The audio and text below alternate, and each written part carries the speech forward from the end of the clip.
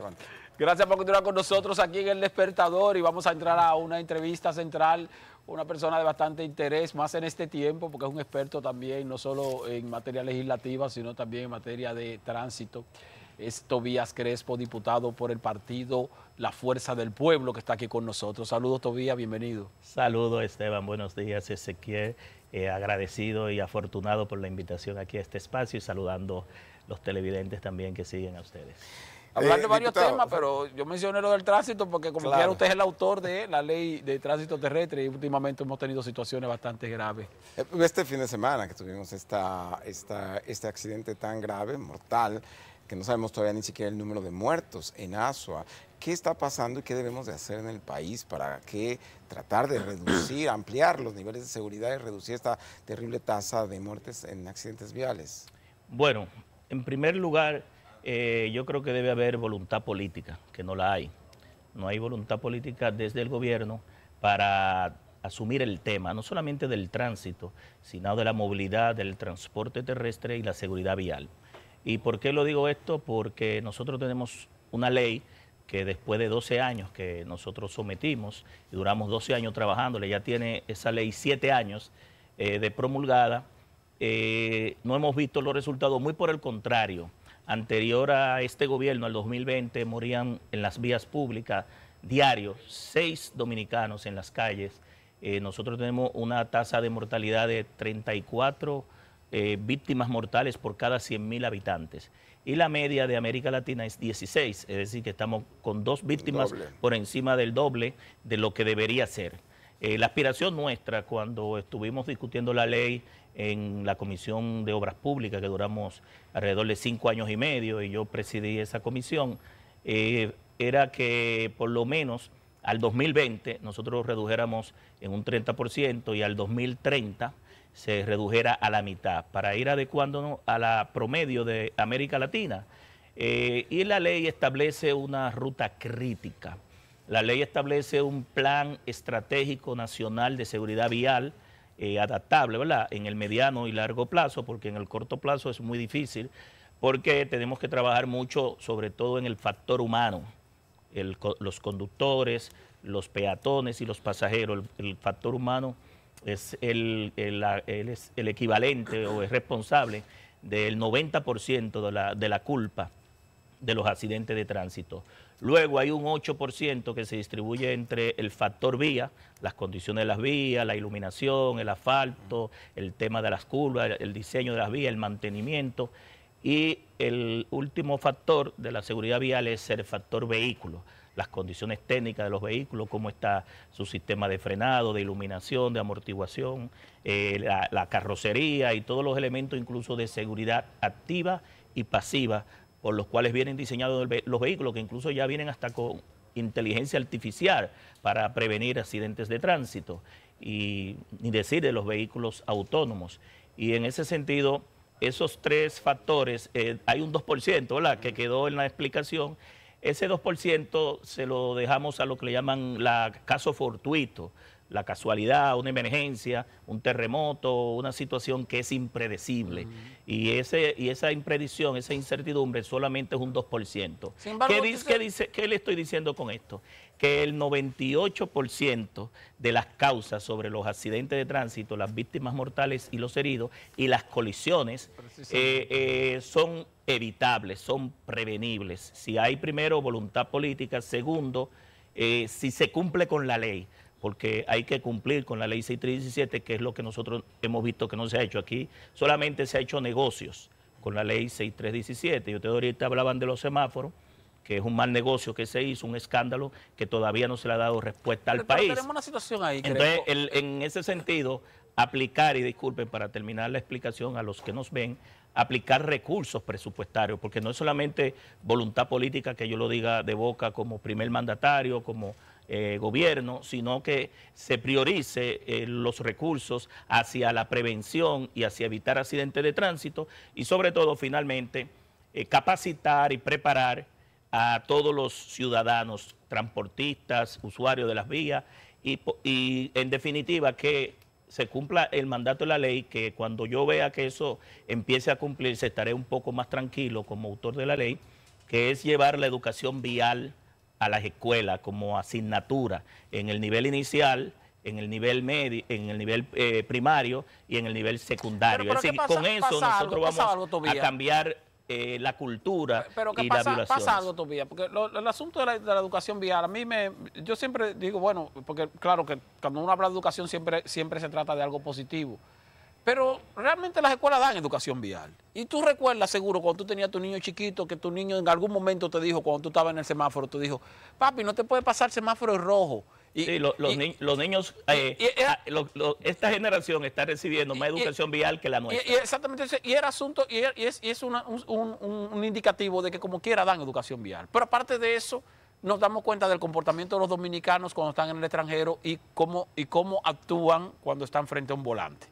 Lo cual indica que tal vez no es que los dominicanos necesitan educación vial, sino que necesitan algún tipo de organización de parte de nuestras propias autoridades. Y no es un asunto de tanto de régimen de consecuencias, sino de organización en sí mismo. Te lo menciono por lo siguiente. Fíjate cómo nosotros tenemos una autoridad del transporte nacional que parece operar de manera distinta de acuerdo con la demarcación donde esté. En la capital, por ejemplo, se utiliza el casco protector. Los motoristas tienen que andar con casco. En el interior, automáticamente eso no se usa. Pero no se usa porque es una norma como que no se usa. Y ahora, por ejemplo, lo que vimos en el caso aquí de la carretera Azua-San Juan, donde un grupo de personas estaban ocupando una autopista prácticamente completa. Tú no lo ves eso en la capital. Y sin embargo, si lo ves en el interior, entonces uno dice, bueno, es como si tuviéramos dos tipos de autoridades cuando tenemos una sola autoridad de un solo país que de por sí es pequeño. Sí, pero te pudiera indicar que ambas. Yo soy de los que creo que a Dios rogando y con el mazo dando. Te educo, te concientizo, te capacito, te aplico el régimen sancionador, porque es el régimen sancionador junto a la prevención, la educación para la prevención, que va a producir un cambio de conducta o en las inconductas en la violación de la ley. Es decir, mientras más invierten los estados en la educación para la prevención, menos tienen que invertir en la parte represiva, correctiva, en las cárceles. Entonces, nosotros estamos viendo cómo los dominicanos se mueren ahí en las vías públicas y creemos que eso lo mandó Dios, que lo mandó el destino, y no es así. Entonces, el Estado tiene una gran cuota de responsabilidad, el Intran tiene que aplicar de manera correcta. Hay un plan nacional estratégico de seguridad vial. Aquí hay estadísticas. Las estadísticas que yo te di son del año 2023, indicadas por el Observatorio Permanente de Seguridad Vial que creó la ley en el 2017, que no lo había. Pero esas estadísticas no son datos fríos, son datos para tomarlos como insumo para accionar en beneficio de prevenir víctimas mortales, porque cada vez que muere un joven de 20 años, 18, estamos perdiendo lo que le llaman a nivel de la OPS y la OMS, las expectativas de vida, el ABA, las expectativas de vida perdidas cuando un joven muere en un accidente de tránsito, y sobre todo en el caso del motoconcho, que ustedes saben que las estadísticas de manera fatal muestran que del 60 al 67% en República Dominicana está involucrado un vehículo de 2 ruedas, como tú hablabas, la motocicleta, y que las exigencias del casco protector y todos los mecanismos de seguridad no debe ser únicamente del Distrito Nacional y del Gran Santo Domingo, sino de todo el país. Aquí yo quiero hacer un llamado al presidente de la República que asuma este tema con verdadera responsabilidad, porque es verdad que un expresidente dijo que el sector energético se ha manejado como un relajo. Yo creo que del tránsito y la movilidad está por el mismo camino. Hago un llamado al director del Intran de reciente instalación en ese puesto, que llevan 4 directores del Intran en 4 años.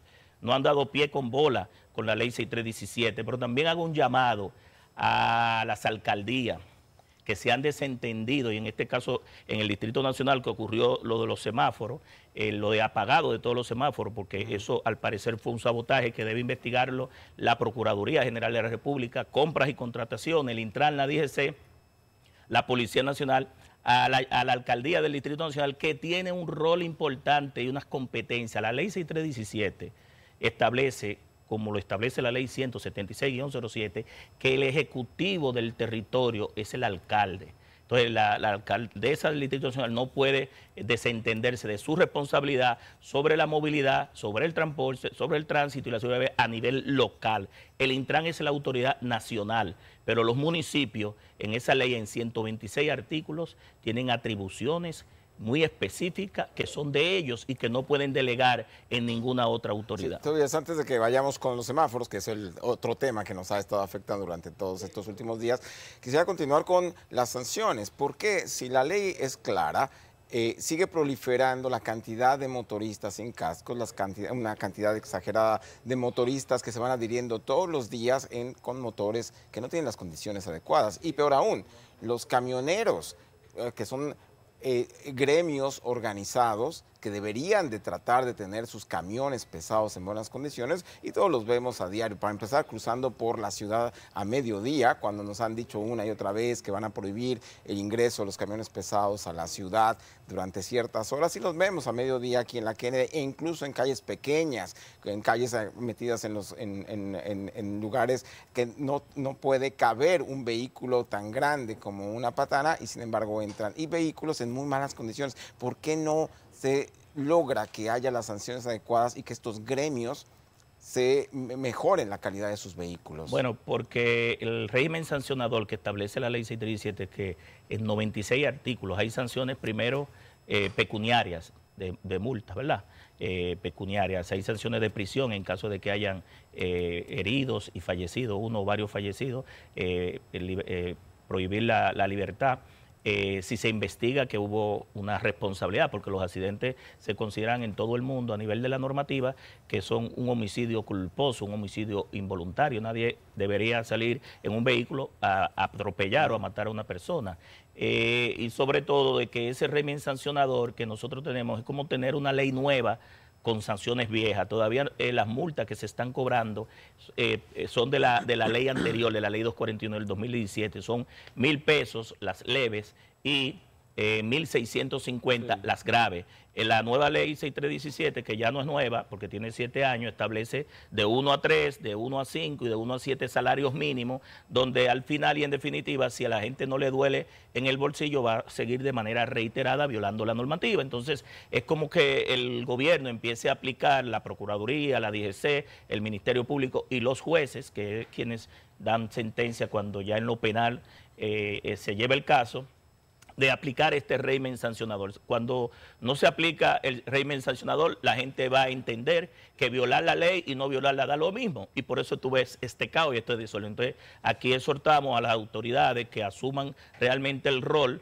de cumplir la ley. Si cumplimos la ley, tú vas a ver que en el caso de lo que dice Esteban, cuando la ley inició, el 10% de los motoristas usaban casco, pero ahora tú vas a las intersecciones y casi el 100% lo usa, pero en el Gran Santo Domingo, pero en la parte del interior no. Entonces no hay vigilancias en las vías también. Por ejemplo, el accidente que ocurrió en Asua, según se dice, el conductor perdió los frenos, pero perdió los frenos a una velocidad que realmente aparentaba que iba a 140 kilómetros por hora, porque se llevó de paso a todo el mundo ahí y dejó más de 30 heridos, y creo que la última información que tuve eran 10 fallecidos. No sé si de aquí a allá han fallecido, porque también esas estadísticas que yo estoy dando, hay un subregistro. Sí, ¿qué significa claro, un subregistro? Que solamente se contabilizan los que mueren in situ, en el hecho, pero cuando lo trasladan hacia el hospital, en el hospital, y por lo menos 30 días de internamiento, se considera a nivel internacional por la OPS y la OMS,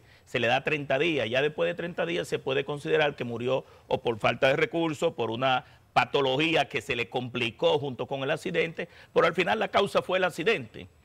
Es decir, que en definitiva nosotros los datos que tenemos de 34 fallecidos por cada 100.000 habitantes, más de ahí. Puede ser más hoy por hoy mueren 8 personas. Es decir, que del 2020 para acá, en vez de reducir los 6 que morían, han aumentado 2 víctimas diarias por accidentes de tránsito, lo que indica que el gobierno no está cumpliendo con la ley. La situación de los semáforos, ciertamente, aquí hubo algo. Primero, los semáforos los administra una empresa privada contratada por el Estado. Segundo, hubo un contrato que era sobre administración precisamente de semáforos que fue cancelado por la autoridad correspondiente, en este caso es decir, que en este caso quien debería administrarlo es el Intran, porque se la quitaron a la anterior y esta no debería. Sí, pero a eso voy. Lo que digo es que entonces teníamos la administración de los semáforos y quedó como una especie de nebulosa saber si el contrato anterior o si la empresa anterior seguía administrando o no seguía administrando, ¿en qué quedó eso? O sea, eso como que no se aclaró. Y ahora vemos esta situación que usted dice, por sospecha, que puede haber sido un sabotaje y no necesariamente un accidente, un incidente de algún tipo de falla eléctrica o algo por el estilo? Mira, Esteban, yo dirigí ese centro 6 años. Ese centro no es nuevo.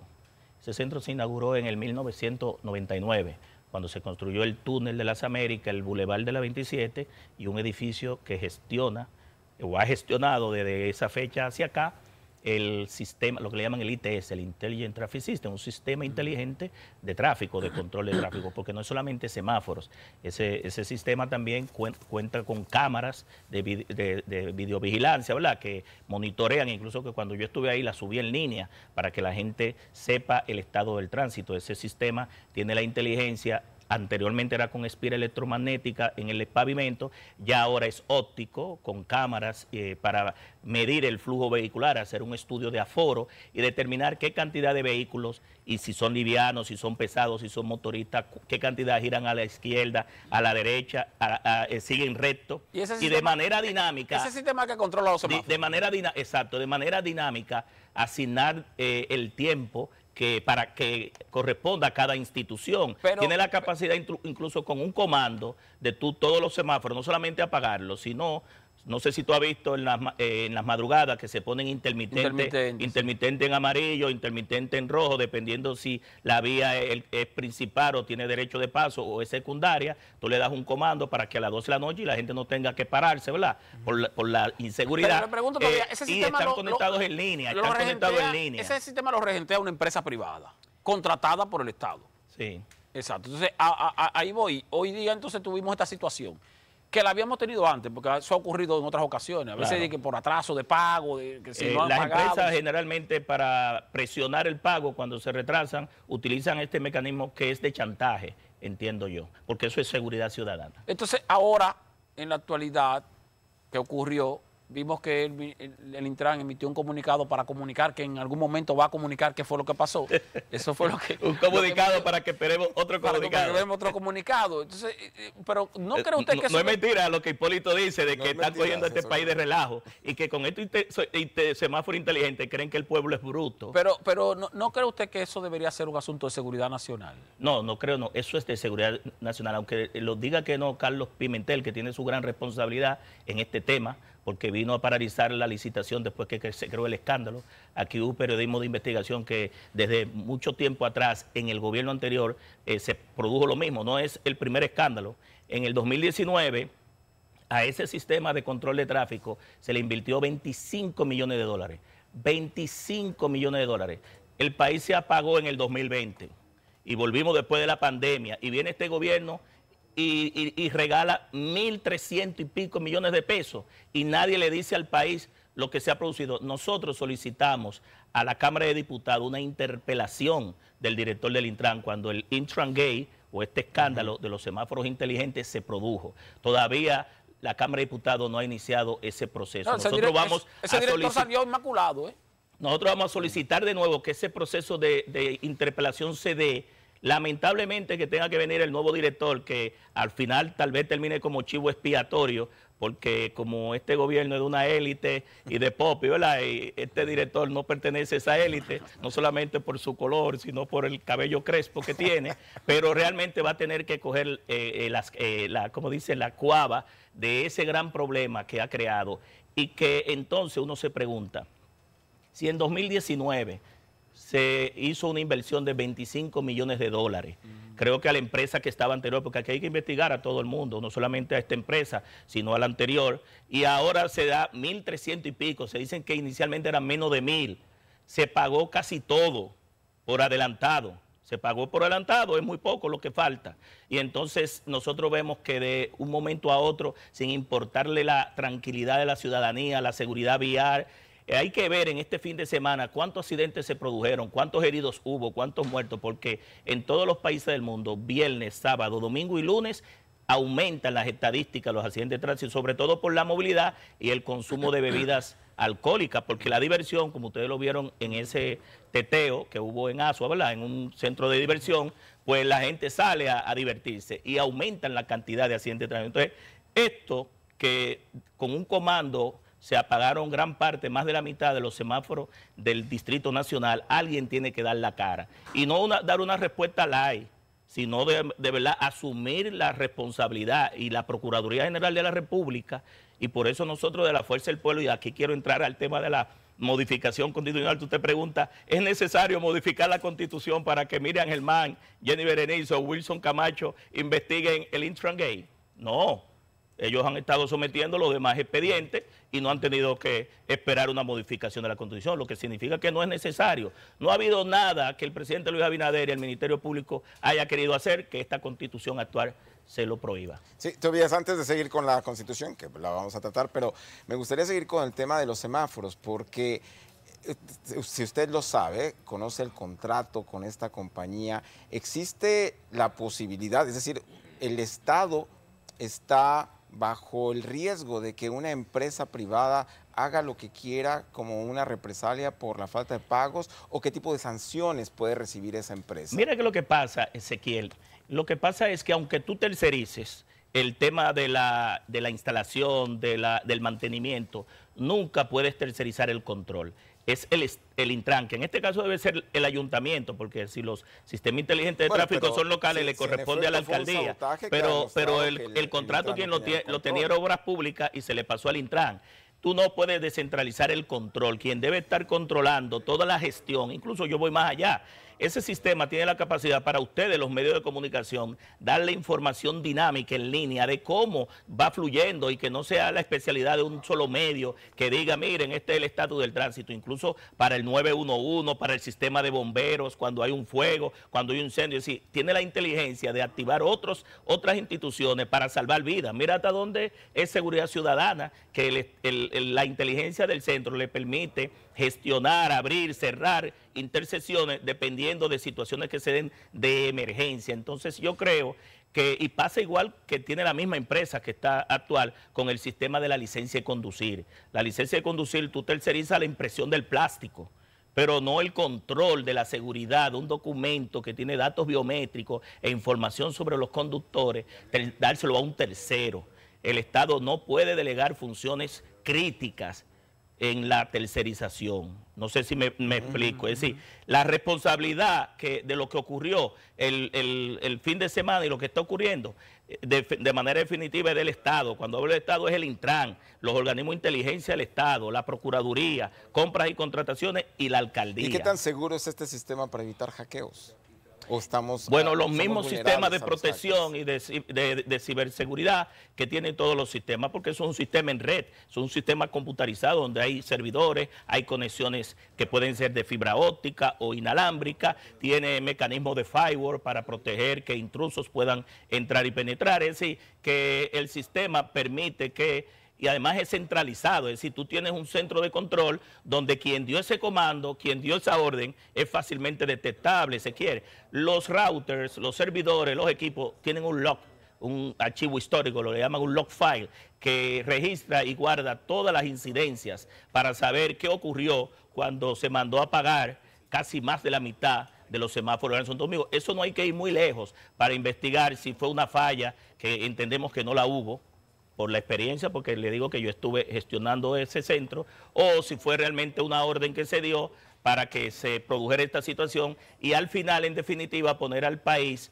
de rodillas, porque es poner al país de rodillas con un tema tan crítico. Una gran irresponsabilidad. Perdón, quisiera, Esteban, una pregunta que nos han estado insistiendo mucho de la audiencia, creo que es Guaraguá 87, que le pregunta si hay propuestas de nuevos elevados y túneles. ¿Serían necesarios nuevos elevados y túneles aquí en la capital? Bueno, si la situación del estudio de tránsito lo permite, sí. Por ejemplo, el gobierno a través del dinero de Aerodón está haciendo un paso a desnivel en la 27 para cruzar la rotonda allá de la Luperón y conectar con la 6 de noviembre, la calle Isabel Aguiar, pero también un paso de desnivel que es parte de ese mismo proyecto que van a durar no sé cuántos años, porque tienen 4 años en una rotonda ahí en el 9 y no terminan, tienen 4 años en un pedacito del metro del 9 a lo Alcarrizo y no terminan. En la Monumental con República de Colombia hay un paso proyectado, un paso de nivel que se anunció dentro de los anuncios, Palacio y Picasso. Hay otro en la Jacobo Masluta con República de Colombia, hay otra en la República de Colombia con Pérez Ricard y otra en la República de Colombia, que ya se llama ahí, tiene otro nombre, con la Avenida de los Próceres, ahí donde está la rotonda en los jardines. En las maquetas digitales se ve lindísimo eso, cuando lo presentan, cómo va a quedar, pero no. Pero ese proyecto, no arranca. ese proyecto viene desde el gobierno de Leonel Fernández. Yo estuve como director de tránsito y se hicieron los estudios. Los estudios están hechos de hace alrededor de más de 14, 16 años. O sea, que resumida cuenta, como quiera, el gobierno lo que hizo fue asumir estos estudios y tratar de implementarlo, porque quien lo estaba haciendo era la constructora Odebrecht en ese tiempo, que ustedes saben que ya no está en el país. Pero eso es lo que está pendiente. Y hay otras intersecciones también, Ezequiel, que yo entiendo que sí, que no resuelve toda la situación, pero sí puede calmar un poco el congestionamiento y sobre todo las violaciones, porque el que va recto debe irse por el carril que está diseñado como elevado o paso de nivel, y el que va a doblar a la derecha tiene que coger las vías que son los corredores hacia izquierda o derecha. ¿Crepo el presidente de la República ha sometido un proyecto de ley de convocatoria a la Asamblea Nacional Revisora de la Constitución de la República? Eso parece que va a ser un hecho. Definitivamente el Partido Fuerza del Pueblo ha dicho que no es necesaria la reforma constitucional, pero se va a reformar la Constitución. Y asumiéndolo como un hecho, lo que quisiera preguntarle a usted, que es miembro de la comisión bicameral que está estudiando el proyecto, es preguntarle qué aspectos de esta propuesta usted cree que deberían ser cambiados o no, asumiendo que como quiera que sea se va a modificar, aunque la Fuerza del Pueblo no esté de acuerdo. Bueno, es que te puedo decir que al no estar de acuerdo y no haber una verdadera necesidad de reformar la Constitución, no tengo que irme al contenido, porque el mismo presidente Luis Abinader y sus asesores y el gobierno no ha convencido al país. No ha convencido al país de que es necesario un Ministerio Público independiente, porque de hecho lo es desde hace mucho tiempo, porque tenemos, lo dice la Constitución, lo dice la ley orgánica del Ministerio Público en la ley, en el artículo 2 y 17, está el estatuto del Ministerio Público, está la carrera del Ministerio Público, y en ese sentido no ha tenido el presidente que tener una modificación constitucional para iniciar los casos de sometimiento. Lo ha hecho con esta Constitución y con la normativa existente, pero tampoco ha convencido al país de que en el caso específico del candado que ya existe en el artículo 124, quiera reformar o establecer una cláusula pétrea para petrificar el tema de la elección presidencial por 2 periodos, porque de hecho incluso puede otro gobierno con una mayoría volver a modificarla. Es decir que si no ha convencido al país en esos 2 temas que de hace mucho tiempo el gobierno está insistiendo, tienen que ponerse de acuerdo ellos, porque no están de acuerdo los diputados del PRM y ahí hay una rebelión, están atrincherados con el tema a la reducción de la cantidad de diputados. No van a votar por eso, dicen ellos, a menos que so pena, como dijo el presidente, ¿verdad?, de que le den pau o lo castiguen, como lo dijo en la semanal, pero tampoco los municipalistas entienden, y es lo más prudente, que debe ser cada 2 años, la unificación de las elecciones. Sí. Presidente de la República, el país no come con reforma constitucional, el país come con comida, y lo que usted tiene que reformar es la canasta básica. Bajar los precios de los productos de la canasta básica están inalcanzables. Después del 19 de mayo de las elecciones, todos los productos de primera necesidad han subido. Ha subido la energía eléctrica con apagones, ha subido los colegios, todo ha subido de precio. Eso sí necesita una reforma urgente, porque va directo al bolsillo y al estómago de las masas populares. Eso es lo que la gente necesita, que el gobierno se ponga a gobernar y que dejemos este circo que nosotros tenemos y le demos pan a la gente, porque en definitiva cuando le das demasiado circo, la gente se te muere el malabarista. Entonces yo creo que aquí hay mucho circo y yo creo que el gobierno lo que debe es de enfrentar la seguridad ciudadana, no yendo al Palacio de la Policía Nacional los lunes y manda a la vicepresidencia, el ministro de la presidencia, ahora va la nueva ministra y la inseguridad sigue.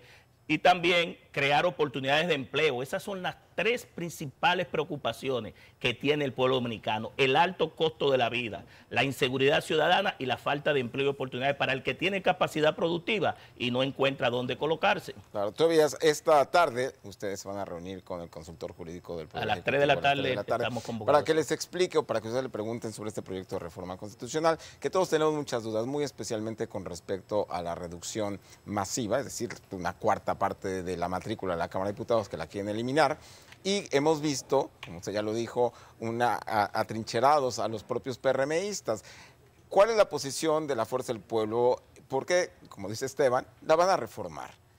¿Hasta dónde ustedes van a tratar de impedir esa reforma, pero hasta dónde van a tratar de adecuar el recorte de la Cámara de Diputados a lo que ustedes consideren que debe ser lo más factible? Mire, nosotros, como le decía Esteban, no hemos planteado una posición oficial sobre la reducción de los diputados, sobre la unificación de elecciones, aunque sí somos a nivel particular de que debe dejarse separada cada 2 años. Como quiera, el Poder Ejecutivo en un país tan presidencialista incide si es 2 años, si es 3 meses antes o si son unificadas. Este país tiene una vocación presidencialista, todo el mundo quiere ser presidente, pero en el caso de la reducción de los diputados, incluso ni ellos mismos, el gobierno que propuso eso, está de acuerdo. ¿Cómo es que van a distribuir los diputados preferenciales? Porque esto de manera definitiva afecta la representatividad. Es decir, tú le estás quitando 50 y pico de diputados preferenciales, que es como manda la Constitución. La Constitución dice que el voto es secreto, universal y directo. Entonces están mandando a aumentar los diputados nacionales de 5, que los diputados nacionales, me disculpan los que son colegas míos nacionales, no representan a nadie porque vienen por acumulación de votos por el partido y no hay un contrato social. Entonces le estás quitando diputados preferenciales donde la voz, la representación más directa del pueblo, del territorio, y los está poniendo 20 nacionales para las apetencias de los partidos minoritarios, que así como se asumen las curules del Parlacén, también quieren curules nacionales. Si tú cuentas la cantidad de partidos minoritarios que apoyó al gobierno, coinciden con los 20 diputados nacionales que quiere el presidente Luis Abinader, que estén disponibles para acuerdos electorales y negocios políticos para a partir del año 2028 o 32, dependiendo cómo se determine. Es decir, que en definitiva ellos mismos ni siquiera están de acuerdo. Los diputados del PRM entienden que desde el punto de vista de ellos no van a legislar en contra de ellos mismos. Y entonces ahí hay que ver cómo termina esto, pero en definitiva desde la Fuerza del Pueblo nuestra posición, que nos reunimos con el presidente del partido y es presidente de la República, la dirección política y todos los senadores y diputados, no solamente no es votar en contra, porque no hay necesidad de una reforma constitucional, a menos que sea un capricho del primer mandatario. De diputados de las curules, ustedes definitivamente no tenemos posición oficial porque no hemos entrado al contenido todavía de esto, porque en definitiva estamos opuestos, porque no hay necesidad. La oposición completa es una reforma que no va a tener el consenso, es decir, no tiene el consenso de la clase jurídica, no tiene el consenso de la oposición, no tiene el consenso de la mayoría de medios de comunicación y comunicadores y opinadores, porque no lo han convencido de que el país está en una necesidad urgente de modificar la Constitución con tantos problemas. Miren el problema del tránsito. Es decir, ¿por qué no enfocamos todo este tiempo, todas estas discusiones y todos estos recursos a verdaderamente enfrentar los temas de la agenda nacional? Otras reformas que sí aparentan ser necesarias, como es la reforma fiscal, de la cual se habló tanto en principio hace unos meses, y la reforma del Código de Trabajo, o la reforma, por ejemplo, de la Seguridad Social y otro tipo de iniciativas. Reformas creo que tienen. Sí, exactamente. No han podido hacer una en 4 años. Parece que se van a dejar todas esas para después de la reforma constitucional, lo cual implica que se van a atrasar como quiera mucho más. ¿No cree usted que hay alguna de esas reformas que son más importantes que una reforma constitucional? Son importantes. Yo creo que no solamente es necesaria para el gobierno de Luis Abinader, es casi obligatorio, es de vida o muerte la reforma tributaria, porque han cogido más de 40.000 millones de dólares en préstamos, casi 50.000. En el presupuesto de este año hay 50 préstamos que representan alrededor de casi 10.000 millones de dólares, adicional a los 40.000 que habían cogido en 3 años. Este gobierno ha colocado 1.5 billones en bonos soberanos en el mercado local e internacional, y eso es préstamos y bonos para pagar préstamos, para pagar intereses, porque no ha habido una inversión de capital. Más del 93% del presupuesto de 5.2 billones con B, se ha ido en gastos corrientes, en nómina, en abultamiento. Aquí ha entrado a la nómina del Estado, de este gobierno, 116.000 nuevos empleados. Han dicho que han pensionado casi 130.000 pensiones solidarias, que para nosotros son nominillas, donde mucha gente que ha trabajado todavía no le ha llegado el beneficio de la pensión, porque hay que ser miembro del partido del PRM para entrar a esas pensiones solidarias. Son nominillas, y no he visto a ningún periodista de investigación investigando esas pensiones solidarias, que no son pensiones. No estamos opuestos a la pensión, creo que eso es lo más digno que debe recibir un trabajador después de muchos años, pero lo que se está dando es a gente que no ha dado un golpe ni de carácter Entonces, en la inversión de capital, muy por el contrario, en el presupuesto de este año se le quitaron 13.000 millones de pesos de lo que vino de Aerodón al Ministerio de Obras Públicas, lo mandaron para el año próximo o para los próximos años, porque sabíamos que esas obras no se iban a terminar en ese espacio de tiempo, y que era la inversión más baja de 11.76, la más baja en los últimos 73 años, de 11.76, y entonces al quitarle esos 13.000 millones a obras públicas, bajó más de ahí la inversión de capital. Lo que te dice es que lo que se está tomando de préstamo, de colocación de bonos soberanos, ha sido realmente gastos corrientes. Y si tú le agregas eso, Esteban y Ezequiel, que han hecho 2 amnistías fiscales, que ningún gobierno había hecho 2, solamente una al inicio, hicieron una al inicio y al final, que le ha representado ingresos adicionales por 20.000 millones de pesos, le cogieron prestado a la banca privada, al sector financiero, supuestamente en 7 años, 45.000 millones de pesos sin pasar por el Congreso, en una triangulación entre el Banco Central, la Superintendencia de Bancos y el sector financiero.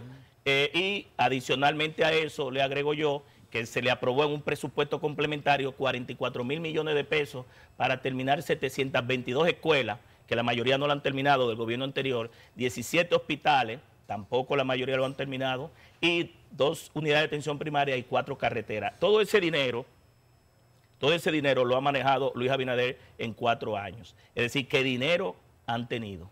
Claro, muchísimas gracias al diputado de la Fuerza del Pueblo, Tobías Crespo, por haber estado aquí con nosotros esta mañana, por esta información. Y él hacía referencia en varias ocasiones a el periodismo de investigación, y hoy, como todos sabemos, es lunes de El Informe con Alicia.